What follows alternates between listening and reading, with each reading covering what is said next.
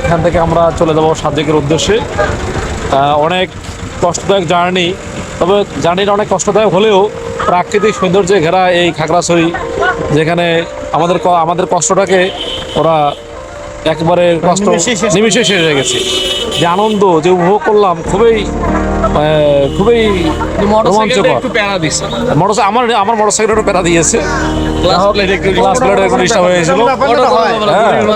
কারণ এখানে হচ্ছে যে অনেক দূর উপরে উঠতে হয়, নামতে হয়, অনেক উপরে উঠতে যেয়ে আমার এই মোটরসাইকেলের সমস্যা হয়ে গেছে।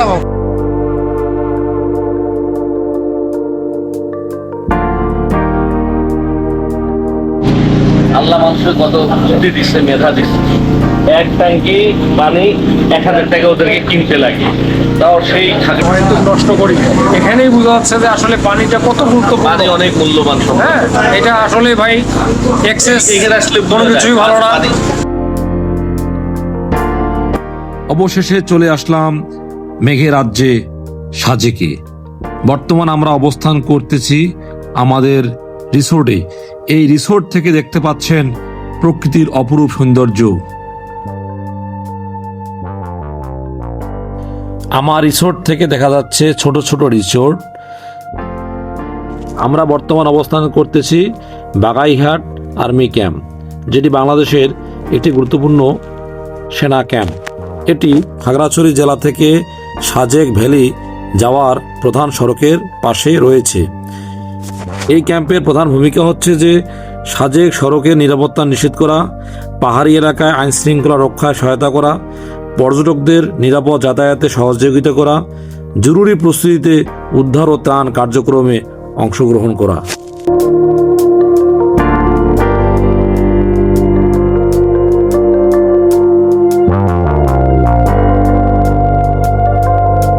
আমাদের তথ্য নথিভুক্ত করে আমরা এখন বাগাইঘাট সেনা ক্যাম্প থেকে সাজেকের উদ্দেশ্যে যাত্রা শুরু করলাম।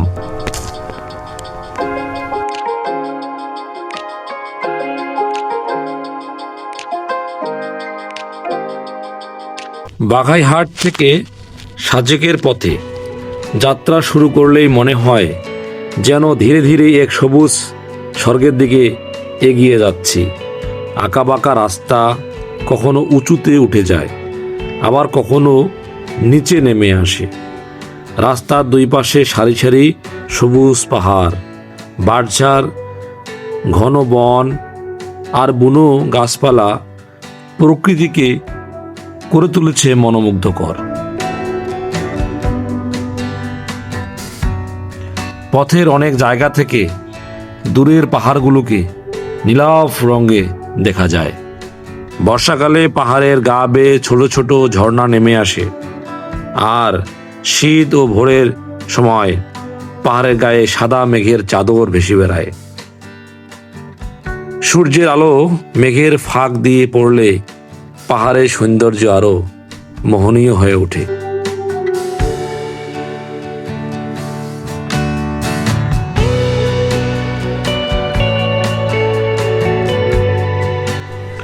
দেখতে পাচ্ছেন আমার পিছনে কতগুলো বাইক, প্রায় 500 থেকে 600 বাইক যাচ্ছে।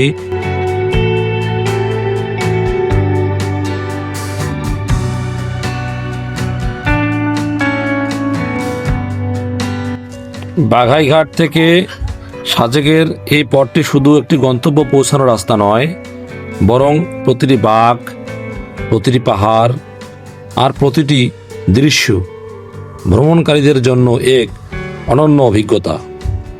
প্রকৃতিপ্রেমী, আলোকচিত্রী এবং ভ্রমণ পিপাসু সবার কাছেই এই পথ বাংলাদেশের অন্যতম সুন্দর পাহাড়ি সড়ক হিসাবেই পরিচিত।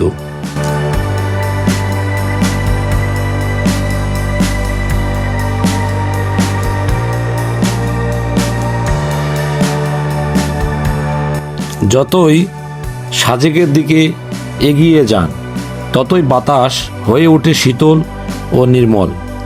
দূরের পাহাড়গুলো একের পর এক স্তরে সাজানো মনে হয়, যেন সবুজ ঢেউ দিগন্ত পর্যন্ত ছড়িয়ে আছে।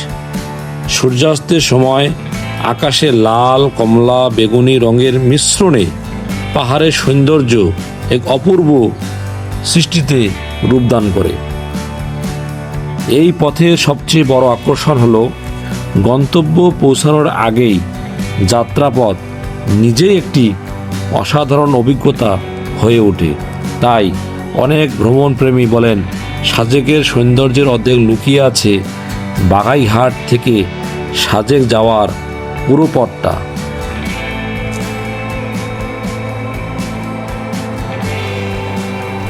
বন্ধুরা, বর্তমান চলে আসলাম মাসালং আর্মি ক্যাম্পে। এখানে যানজট অনেকটা লেগে গেছিলো। রাস্তা ক্লিয়ার করার জন্য আমরা 1 থেকে 1.5 ঘন্টা অপেক্ষা করলাম। কিছুক্ষণের মধ্যে আমাদের যাত্রা শুরু হবে এই মাসালং আর্মি ক্যাম্প থেকে সাজেকের উদ্দেশ্যে।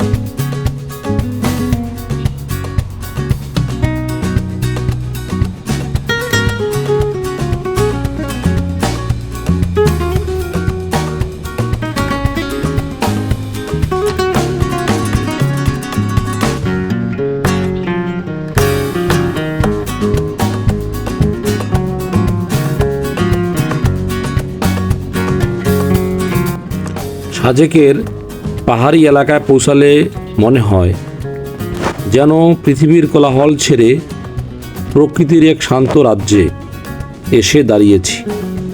চারদিকে যতদূর চোখ যায় শুধু সবুজ পাহাড়ের সারি, এক পাহাড়ের পর আরেক পাহাড়, যেন সবুজ ঢেউ দিগন্ত ছড়িয়ে আছে।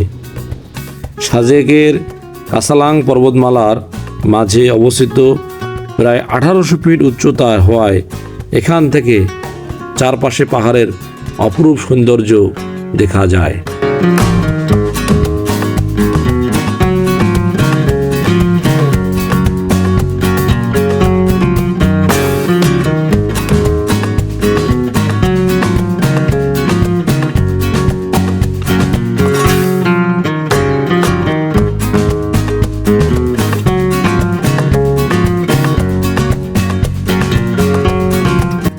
ভোরবেলায় পাহাড়ের বুকে জড়িয়ে থাকে সাদা মেঘের চাদর। সূর্যের প্রথম আলো যখন সেই মেঘ ভেদ করে পাহাড়ের গায়ে পড়ে, তখন পুরো এলাকা সোনালি আভায় ঝলমল করে ওঠে। অনেক সময় মনে হয় মেঘগুলো যেন আপনার চোখের সামনেই ভেসে বেড়াচ্ছে। পাহাড়ের ঢালে ঘন বন, বাঁশঝাড়, বুনো ফুল আর নানা প্রজাতির গাছপালা প্রকৃতিকে আরও জীবন্ত করে তোলে।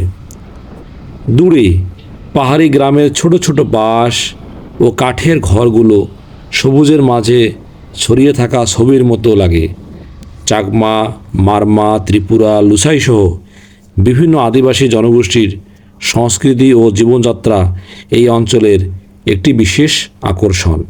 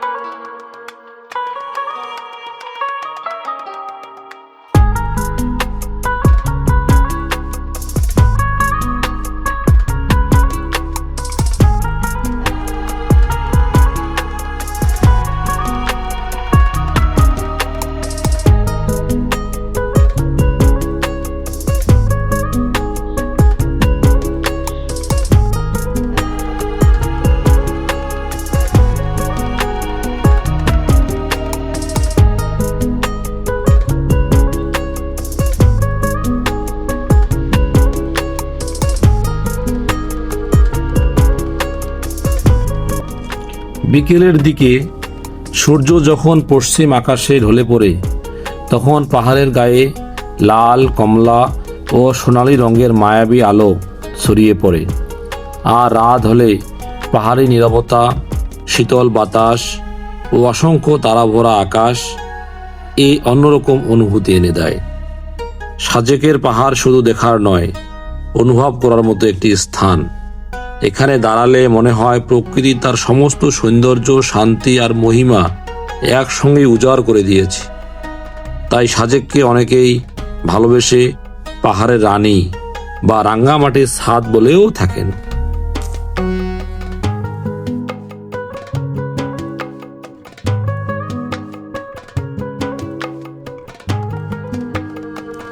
বাগাইহাট থেকে সাজেকের পথটি বাংলাদেশের অন্যতম মনোরম পাহাড়ি সড়ক।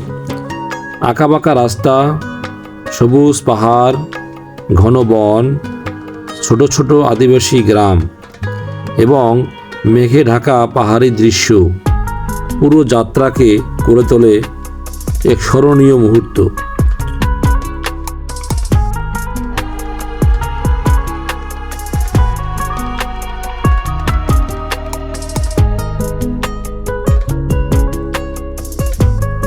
অবশেষে চলে আসলাম আমাদের সাজেক ভ্যালিতে। দুর্গম গিরিপথ অতিক্রম করে দীর্ঘ 2 থেকে 2.5 ঘন্টা পথ অতিক্রম করে আমরা চলে আসলাম আমাদের সাজেক ভ্যালি এবং তার রিসোর্টে। রিসোর্ট থেকে দেখতে পাচ্ছেন সাজেকের প্রাকৃতিক সৌন্দর্য এবং আমার এই রিসোর্ট।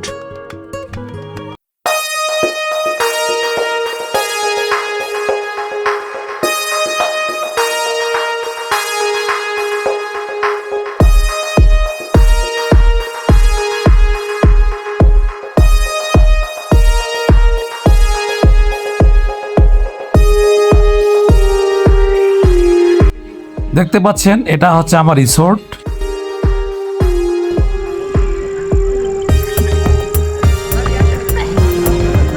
সাজেক ভ্যালির অন্যতম আকর্ষণ হচ্ছে এই দারুস সালাম মসজিদ। এই মসজিদ থেকে সূর্যোদয়, সূর্যাস্ত এবং মেঘ, একদিকে বৃষ্টি অপরদিকে মেঘ সুন্দরভাবে দেখা যায়। বন্ধুরা, এখন সন্ধ্যা নেমে এসেছে, অতটা ক্লিয়ার বোঝা যাচ্ছে না। সন্ধ্যার বেলা সাজেকে প্রচণ্ড বৃষ্টি হচ্ছিল। আমরা গেলাম একটি রেস্তোরাঁয় রাতের খাবার খেতে। এখন আমরা রাতের খাবার খেয়ে আমাদের রিসোর্টে আল্লাহ মানুষের কত বুদ্ধি দিচ্ছে, মেধা দিচ্ছে। এক ট্যাঙ্কি পানি 1000 টাকা ওদেরকে কিনতে লাগে, তাও সেই খাগড়াছড়ি থেকে আনতে হয়। আর এরা বৃষ্টির পানি কি সুন্দরভাবে পানি 5 কেজি পানির ইয়েতে কাটে পাইপের মাধ্যমে এখানে সংরক্ষণ করতেছে। বৃষ্টির পানি পরবর্তী ওরা খাওয়ার জন্য ব্যবহার করে না, টয়লেট বাথরুমের জন্য এটা ব্যবহার করে। মানুষের মেধা কতটুকু, প্রাকৃতিক পানিগুলোকে ওরা সংরক্ষণ করে সেটা পরবর্তীতে হাত ধোয়া সব বেসিনে ওয়াশরুমের কাজে ব্যবহার করতেছে। আল্লাহ মানুষের কত বুদ্ধি দিয়েছে, যার তাদের টাকারও সাশ্রয় হবে, প্রকৃতিক বৃষ্টি অনেক পরিষ্কার পরিচ্ছন্ন। সেটা আমরা যে এত পরিমাণে পানি অনেক নষ্ট করি, এখানেই বোঝা যাচ্ছে যে আসলে পানিটা কত গুরুত্বপূর্ণ। পানি অনেক মূল্যবান সম্পদ। হ্যাঁ, এটা আসলে ভাই এক্সেস এখানে আসলে কোনো কিছুই ভালো না। চোখে না দেখলে কোনো কিছু আসলে বোঝা যায় না ভাই। পানিকে কত মূল্যায়ন, এটা একটা বাস্তব প্রমাণ। আমরা বাসায় টেপ ছাড়িয়ে দিয়ে পানি যাইতে আসে, ব্যবহার করতে আসে, অথচ এটা পানিকে কত মূল্যায়ন করে। এখন কিন্তু বৃষ্টি খুব রিমঝিম হচ্ছে, সেই বৃষ্টিটা ওরা কীভাবে সংরক্ষণ করতেছে, পানির কত মূল্যায়ন। ধন্যবাদ সবাইকে, আসসালামু আলাইকুম।